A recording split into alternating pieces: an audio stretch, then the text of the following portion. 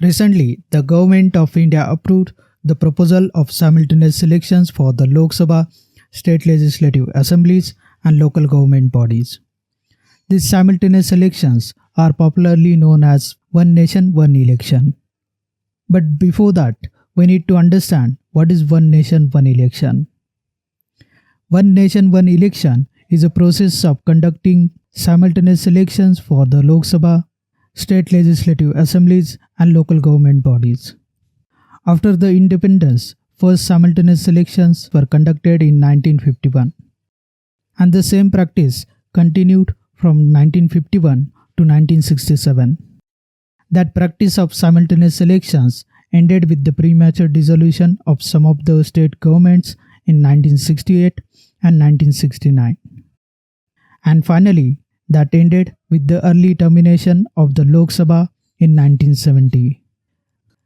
Fast forward, a high-level committee was constituted under the chairmanship of former President Ramnath Kovind in September 2023 to suggest the reforms on elections. Accordingly, the panel reviewed international practices, consulted political parties, experts, economists, and Election Commission of India. Now let's understand the recommendations of the committee. The committee recommended amendments to the constitution to enable simultaneous elections in two steps.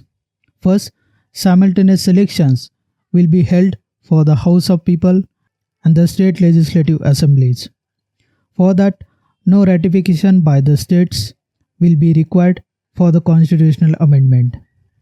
Second, elections to the municipalities and the panchayats will be held within 100 days of holding elections to the Lok Sabha and state legislative assemblies. This will require ratification by not less than one half of the states.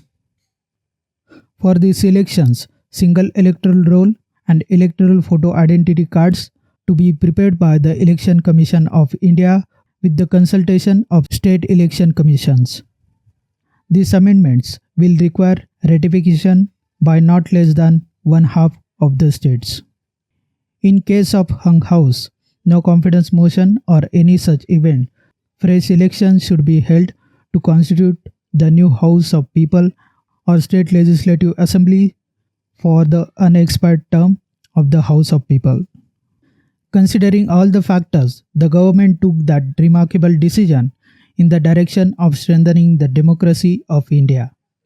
That decision has been taken on the basis of the recommendations of High-Level Committee on One Nation, One Election.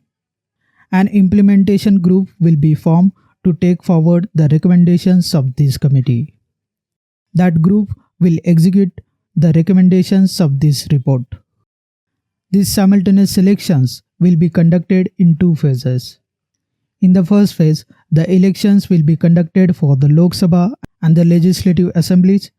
In the second phase, the elections will be conducted for the local government bodies, which will be held within 100 days of general election. However, the opposition is criticizing the decision of the government, saying it is a threat to the Indian democracy and Indian federalism.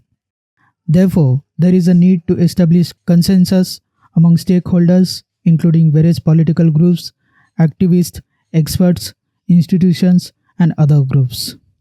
And that can be achieved only through deep discussions, active participations, public meetings, and awareness generation programs.